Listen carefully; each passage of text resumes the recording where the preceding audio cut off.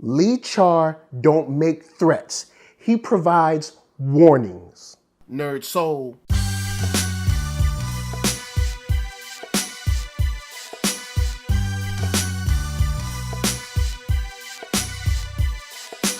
Lay Ill Kid at OneYoungsta holding it down, bringing that street geek and nerd soul. What is up, my people? Today we are bringing together hip hop with a bit of geek once again with talk shop and its comic book. So I ain't gonna waste no time. We are talking about the biggest, baddest man in history, Darth Vader. And this is Burning Seas Part 2, Darth Vader issue 14. And I want to just get straight into the ground battle. As you remember, the convoy blew up, and now Darth Vader and the Empire kind of have free reign to push this ground assault. Talking about, they're looking for the person who attacked the Empire. And Lee-Char like, yo, this ain't come from us.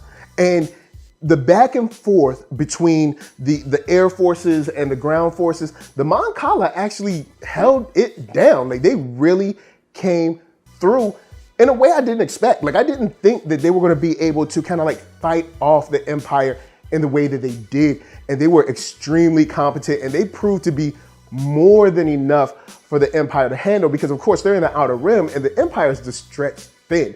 And everyone who wasn't with Darth Vader was actually losing, which shows that the military, genius of Admiral Raddus, or General Raddus, I think at the time, Admiral Akbar and Lee-Char really formed this kind of like triumvirate to really take it to the Empire in a way that they didn't expect. They probably just thought, hey, these some fish people. We're gonna go to this planet. We're gonna do what we want. We're gonna impose our will. And they starting to get waxed. And speaking of that waxing, I just love how we have Lee-Char in a situation where, he's finally kind of coming to his own. And I'm talking about that, I'll talk about that in a second, because we remember Lee-Char as the boy whose father had just been killed, and he was kind of forced into becoming king in the Clone Wars. And now you have someone who addresses Tarkin as king of his people. And he was like, look, you guys need to leave. Nothing happened here. Tarkin's like, this is y'all attack the convoy or whatever, and we got to do our investigation. And Lee-Char just fires back on some, this ain't an investigation. This is a, invasion. And he was like, y'all need to leave now, blah, blah, blah. And Tarkin says, is this a threat? And Lee-Char, before signing off, says, this is a warning.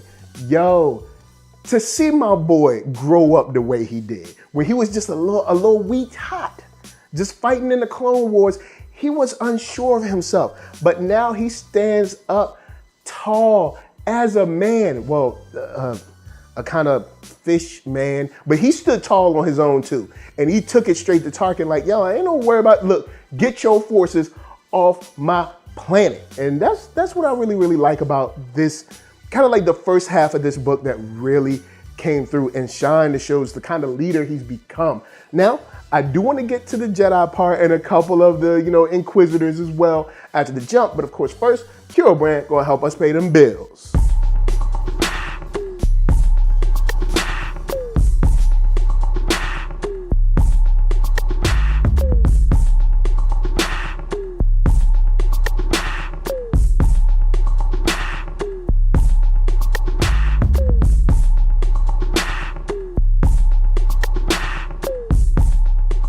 Oh yeah, check that link below. Hats, shirts, hoodies, all that jazz. And once you find something you like, cop it.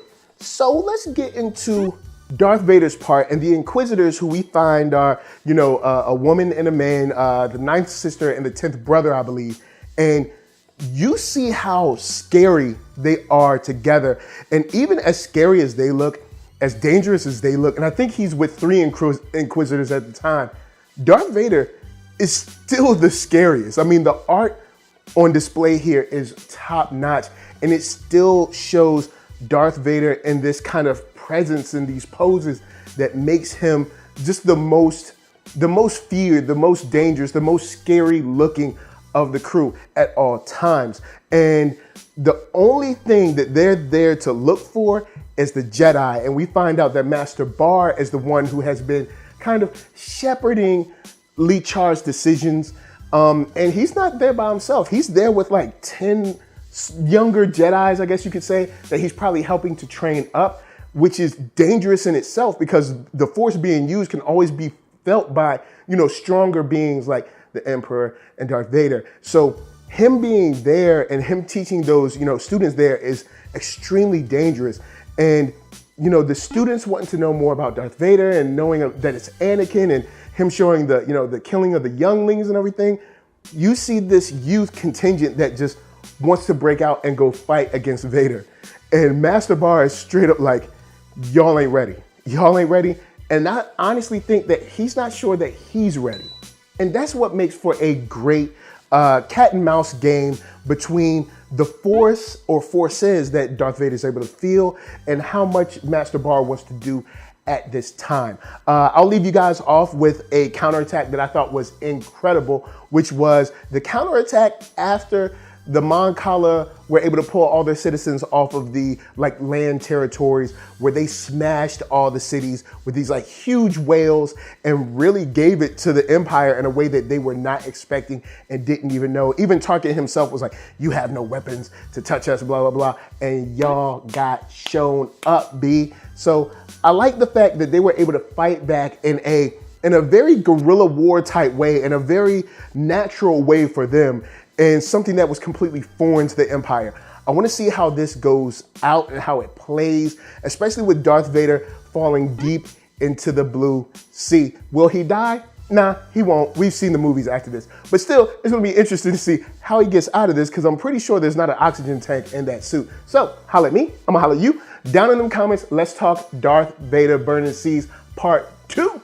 And before I bounce, I'm going to tell you guys to hit up ThatNERDSoul.com. That's right. Check me out right there. All my videos from the oldest, newest, latest, greatest, and all that. Then hit up shop.ThatNERDSoul.com and pick yourself up a t-shirt, player. And don't forget to get one for them playettes. Then come back here, like, comment, subscribe, and share that Nerd Soul. That's right. There's no better way that I can show people that you like what you are watching. So, LA, what up? VA, what up? RVA, you got my heart. So please be good to yourselves. Please be good to each other. And remember, just because you think you are larger, stronger, and more adept at the battle, watch your back, because you never know what might surprise you.